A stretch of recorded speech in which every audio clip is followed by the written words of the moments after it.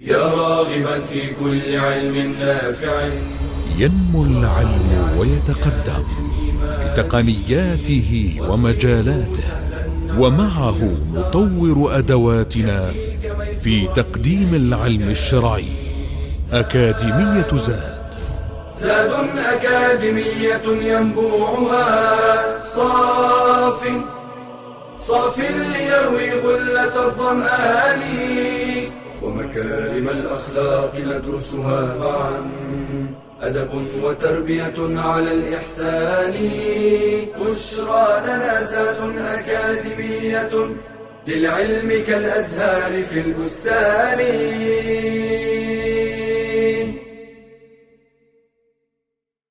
السلام عليكم ورحمة الله. الحمد لله رب العالمين، والصلاة والسلام على أشرف المرسلين نبينا محمد وعلى آله وصحبه أجمعين. Islamic Education Level 3 and some of the etiquettes to be observed according to the Sunnah, to the way of the Prophet عليه الصلاة والسلام. One of which is the etiquettes and the adab of قضاء الحاجة, or relieving oneself going to the bathroom. This is the way that Allah subhanahu wa ta'ala created us. And you see how Allah subhanahu wa ta'ala perfected His religion. That even in something like this, going to the bathroom, urinating, defecating, we have text, we have things to be observed, which shows how this religion is perfect.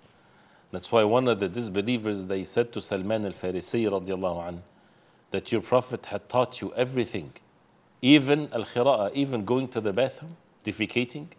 So he said, yes. And he said, نهانا أن نستقبل القبلة بغائط أو بول. He said the Prophet ﷺ forbade us from facing the Qibla while defecating or urinating. So you would see even that we have etiquettes to observe.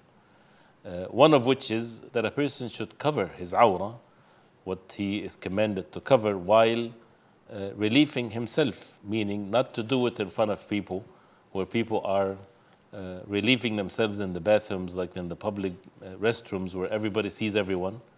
That should be definitely avoided. It's not permissible. As the Prophet ﷺ, he said, احفظ عورتك. Guard, protect your awrah, your private part. Do not make people see it. So, and this is part of the manners to be observed and to be away from people. And this is one of the etiquettes to be observed. If people in the past or in a situation where they are in the openness, the Prophet ﷺ, while traveling, he would go as far as no one would see him.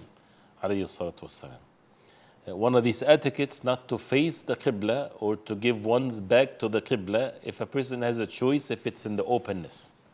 And that's what the Prophet ﷺ, he said, إذا أتيتم الغائط فلا تستقبلوا القبلة ولا تستدبروها ببول ولا غائط. If you defecating, then you should not face the Qibla or give your back to the Qibla with any of this, but rather go to the east and to the west. And the Prophet ﷺ was in Medina.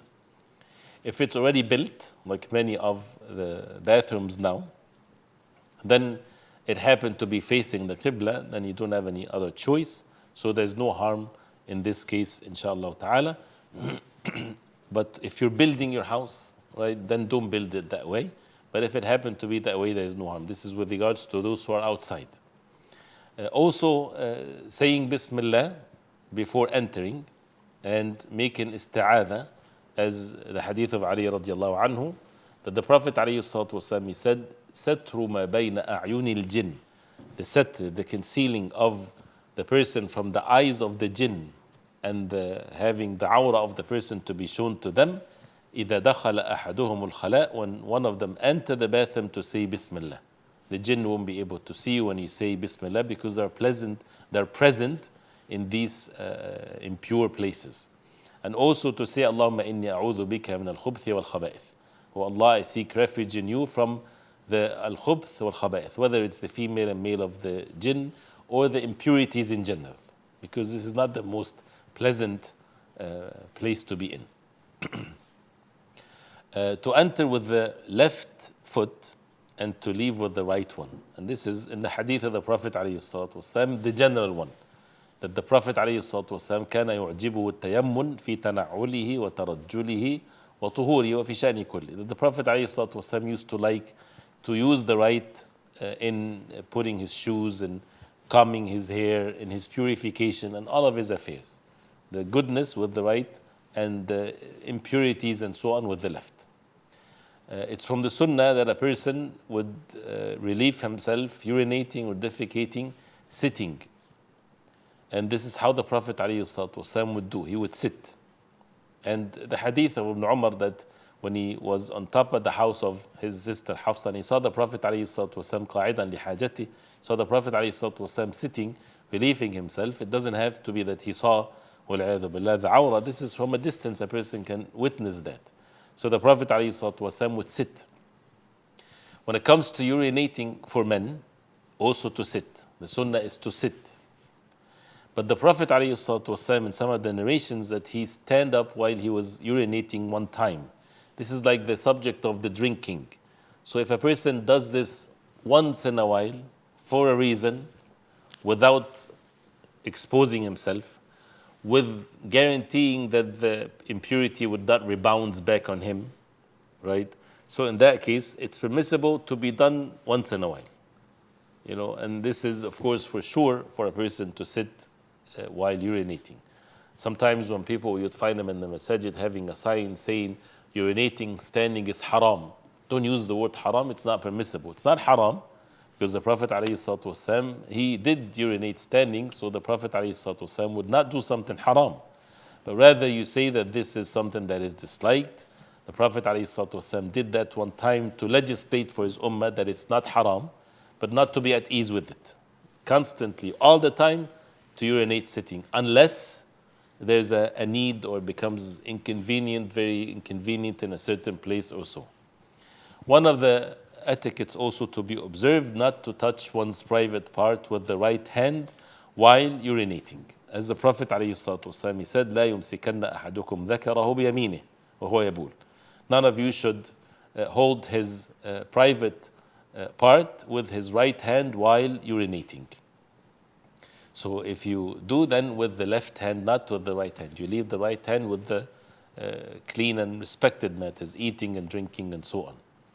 Also, not to make remembrance of Allah subhanahu wa ta'ala. It's forbidden for a person to make dhikr of Allah while urinating, while defecating, in the places where also these things are to be observed. And the same thing with regards to speaking in general. Saying salam, replying to the salam, speaking, unless a person, there's an emergency and he's warning someone from something major, that's a different situation.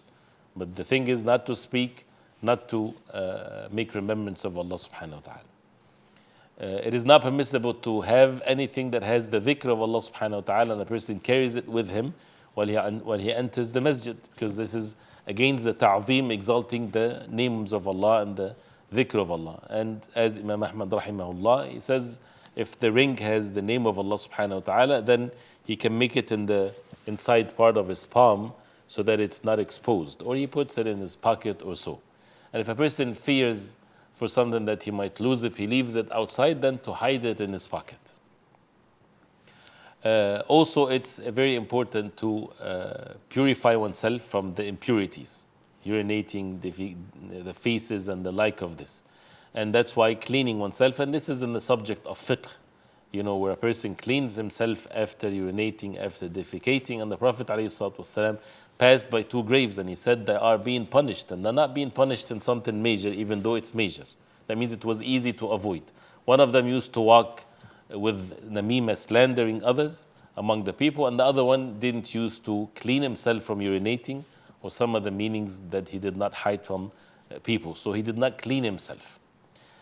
From the etiquettes is to make istinja, to clean oneself after urinating or defecating with the left hand. With the left hand. Again, in rulings in general, if there is an emergency, فَاتَّقُوا اللَّهَ مَا اسْتَطَعْتُمْ, someone, his left hand is wounded and he has it in a cast, for example, then of course there's no harm for that person to use otherwise. But this is the original ruling. To say when leaving the bathroom, غُفْرَانَكَ. So you started by, when you entered, you said, Bismillah, Allahumma inni a'udhu bika min al-khubthi wal-khaba'ith. When you leave, to say, غُفْرَانَكَ, oh Allah, forgive me. And the Prophet ﷺ would say that, as the ulama, they say, because he was forbidden from making dhikr in the bathroom, which shows the life of dhikr of the believers. And also, غفرانك, oh Allah forgive us, oh Allah forgive me, as a result of not being grateful to Allah subhanahu wa ta'ala enough, as a result of being relieved from something. Imagine that you're not able to relieve yourself. Imagine that you're not able to urinate or defecate. How life would be. You won't be able to sustain your life. So it's a great ni'mah, great favor from Allah subhanahu wa ta'ala that you have that ease in relieving yourself. So you say غفرانك when it comes to being grateful to Allah subhanahu wa ta'ala. We ask Allah subhanahu wa ta'ala to make us among those who observe these etiquettes following the way the Prophet alayhi salatu wasalam. And we'll continue inshallah ta'ala with more next time if Allah subhanahu wa ta'ala will. Wa sallallahu wa sallam wa baraka ala Muhammadin wa ala alihi wa sahbihi wa sallam. Wassalamu alaikum wa rahmatullahi wa barakatuh. يا راغبا في كل علم نافع ينمو العلم ويتقدم بتقنياته ومجالاته، ومعه نطور أدواتنا في تقديم العلم الشرعي. أكاديمية زاد أكاديمية ينبوعها صاف ليروي غلة الظمآن، ومكارم الأخلاق ندرسها معا، أدب وتربية على الإحسان. بشرى لنا زاد أكاديمية للعلم كالأزهار في البستان.